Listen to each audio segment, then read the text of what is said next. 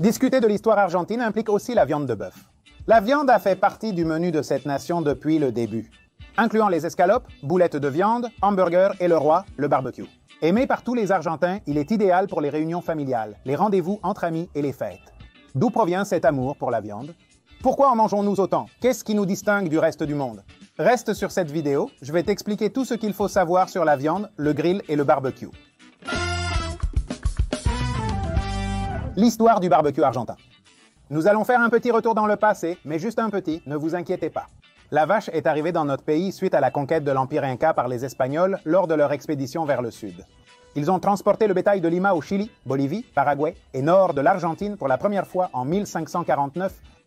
Il n'y avait guère plus de 1000 têtes de bétail qui sont arrivées d'Espagne au Rio de la Plata. Ces animaux ont fui vers les villages intérieurs, trouvant de la végétation et se reproduisant sans cesse. Les Autochtones ont remarqué l'abondance de vaches, modifiant ainsi leurs habitudes alimentaires. Progressivement remplaçant le sanglier, l'autruche et la vizcacha par le bœuf, ils ont appris à le domestiquer et à commercialiser sa viande et son cuir. En 1580, lors de la fondation de Buenos Aires par Juan de Garay, il a découvert que la véritable richesse résidait en ses bovins. Ainsi, le cuir est devenu le principal secteur d'exportation du pays, avec les Anglais comme principaux acheteurs. La viande, coupée en bandes de 4 à 500 mètres, était salée pendant 40 à 50 jours avant d'être exportée dans les navires. Ainsi, le tassaggio a été créé, une méthode de conservation de la viande avant les réfrigérateurs. Mais parler de viande, c'est aussi parler du régime préféré après la Révolution de Maï. Les soldats pouvaient rester jusqu'à 3 jours sans manger grâce à la consommation de cette viande. Les gauchos, travailleurs des champs, cessèrent leur travail à midi. Ils cuisaient des morceaux de viande sur un feu avec des bâtons pendant 20 minutes avant de la manger. Mais ils n'utilisaient que la langue de la vache et gardaient le suif, la graisse et le cuir. Le reste de la viande était laissé dans le champ pour les animaux charognards. De cet acte sont nées deux qualités des Argentins. D'abord, le barbecue comme moment social, puis la passion pour la viande. Prenons une anecdote pour détendre cette info. Connaissez-vous Charles Darwin? Eh bien, qui a déjà entendu parler de Charles Darwin qui était le père de l'évolution? Il a aussi mangé un petit morceau de viande. En 1834, en venant enquêter sur la faune locale, il a découvert nos traditions. Le bétail créole fuyait sauvage, évitant les boleadoras lancés par les gauchos pour les capturer. Darwin était intrigué par le gaucho, sa façon d'abattre, de rôtir et de partager le festin avec lui. Au même moment où il goûte la viande, il est fasciné par le goût et à ce même moment, il découvre également le potentiel d'exportation que peut avoir notre viande. Et il avait raison, il serait bientôt un produit phare du pays, devenant une puissance économique pour les propriétaires de ranch, politique pour les dirigeants et physique pour ses consommateurs. Nous avons vu que la viande nous a accompagnés depuis les premiers pas de notre nation. Nous avons la pizza entre amis, les pâtes le dimanche, même le sushi. Pourquoi consommons-nous toujours autant de viande aujourd'hui? Qu'est-ce qui la rend unique? Pourquoi consommons-nous tant de viande? Nous, les Argentins, sommes les plus grands consommateurs de viande au monde, suivis de près par l'Uruguay, et en troisième position les États-Unis, avec moins de 40 kilos par an. Aujourd'hui, dans notre pays, nous dépassons les 50 kilos de viande de bœuf par an. Cela sans compter la viande de porc, de poulet et de mouton. Attendez, les Argentins mangent autant de viande parce que c'est un produit qui est ancré dans leur culture depuis plus de 200 ans. Mais ce n'est pas solamente ancré dans nos coutumes. Le prix est également beaucoup plus bas que dans le reste du monde. Je sais qu'aujourd'hui, il faut peut-être regarder la viande un peu de loin. Mais selon une étude réalisée au début de 2024 en Uruguay, par exemple, la viande était 50% plus chère qu'en Argentine, en Allemagne et en Chine. La viande est 2,5 fois plus chère en Australie et en Nouvelle-Zélande. Elle est 2,8 fois plus chère quand multipliée par 4. Vous me pardonnerez, mais je n'oublie pas que nous sommes champions du monde et que nos joueurs ont emmené au Qatar pas moins de 2634 kilos de viande argentine, juste après la fin du match final contre la France. L'équipe a fait un barbecue dont la viande pourrait être la clé de notre victoire. Deux économistes de l'Université de San Andrés ont mené une étude, Faire un Maradona, consommation de viande et habileté footballistique, se demandant comment l'Argentine, avec des revenus inférieurs à ceux de l'Europe, a produit d'excellents footballeurs. Ils ont suggéré que les raisons pourraient être diverses, y compris culturelles et sociales, mais aussi la consommation de viande élevée, qui favorise le développement des fonctions cognitives nécessaires au football. En résumé, d'abord la viande et ensuite la France, bien sûr. Mais la coutume du barbecue va bien au-delà de l'économie des protéines ou de l'accès facile. C'est quelque chose de plus complexe et dur à décrire. C'est complexe d'être argentin, n'est-ce pas? Le barbecue est un rituel argentin dont nous sommes très fiers et qui sert également d'excuse pour socialiser en tant que nation.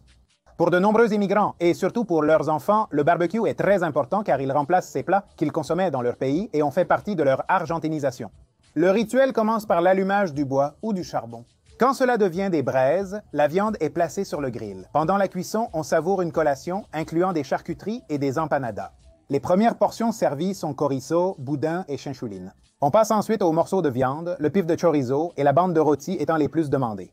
Parmi les plus tendres et juteux, on compte le flan, le matambre, le couvercle de rôti et l'entrecôte servis avec diverses salades. Et le vin ne peut pas manquer, qui renforce la saveur du rôti.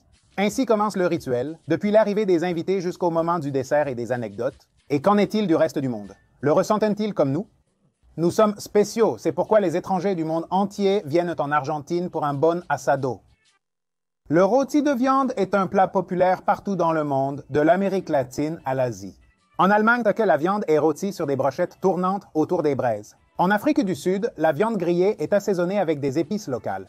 En Inde, elle est coupée en morceaux et marinée avec un mélange d'épices, comme le curry, le cumin et la coriandre. La viande est cuite dans un tandoor, qui est un four traditionnel en argile de ce pays. Peu importe comment vous la faites, la viande rôtie rassemble tout le monde, c'est un plat qui unit tout le monde. Et dans chaque pays, ils la mangent différemment. Bien qu'au sud du Texas, il y a des endroits où le barbecue est cuit à moitié sur une broche très similaire à notre style. Là, le goût est plus fumé et la viande est cuite pendant presque une journée entière. Comme les terrains de football, qui peuvent être plus professionnels ou plus rustiques, eh bien, il en va de même pour les grills. Presque tous en Argentine possèdent un grill, soit inclus avec leur appartement, soit installé après leur déménagement. Contrairement à d'autres pays comme le Paraguay, le Chili ou l'Uruguay, les maisons en Argentine sont vendues avec un quincho, un lieu spécifique équipé d'un grill et d'une table pour faire du rôti. Aux États-Unis, ils utilisent un grill mobile. En Australie, un petit grill avec une base de blocs devant la plage. Au Royaume-Uni, ils grillent dans les parcs. Et en Corée du Sud, ils ont un petit grill au centre de la table.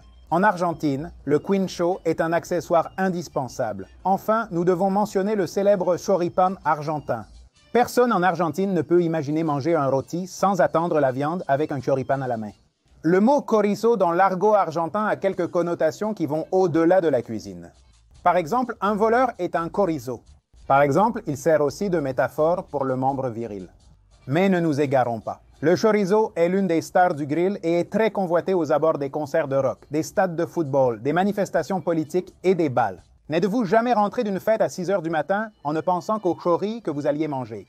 C'est notre sauveur glorifié, mais d'où provient-il?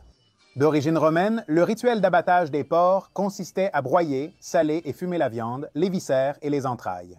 Contrairement au chorizo traditionnel, le créole n'est ni salé ni fumé. On le prépare ici avec du vin et des épices, puis on l'emballe dans les 24 heures pour une cuisson immédiate. L'origine du choripan remonte environ au 19e siècle. L'habitude de mettre le chorizo entre deux pains, initiée par les gauchos lors des barbecues ruraux, est devenue une icône argentine après avoir été adoptée en zone urbaine. Considéré aujourd'hui parmi les 10 plats préférés des Argentins, on estime que 600 millions de choripans sont consommés chaque année dans le pays, soit une moyenne de 15 par personne facile à manger sur le pouce. Qui n'a pas savouré un chori en attendant le bus? Il est impossible d'omettre les abats si l'on évoque un barbecue complet. Pour information, les abats sont les viscères de l'animal, autrefois jugés de peu de valeur. Donc, ils étaient jetés ou consommés par les personnes de classe sociale basse.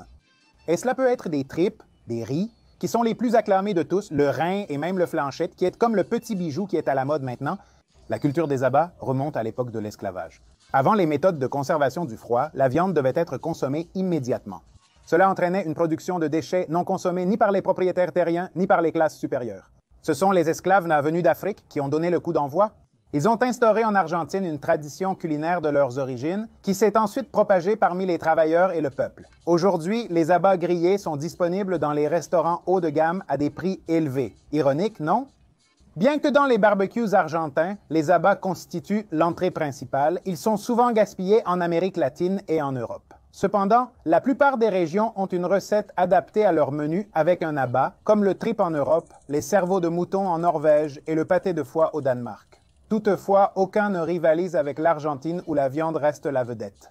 La viande est un élément historique de l'Amérique latine, chaque pays ayant sa propre méthode de préparation. Notre point commun est notre rassemblement pour manger. Un slogan représentatif pourrait être « La meilleure viande du monde ». J'anticipe l'indignation des latino-américains en affirmant cela, mais il y a une part de vérité. Bravo aux serveurs.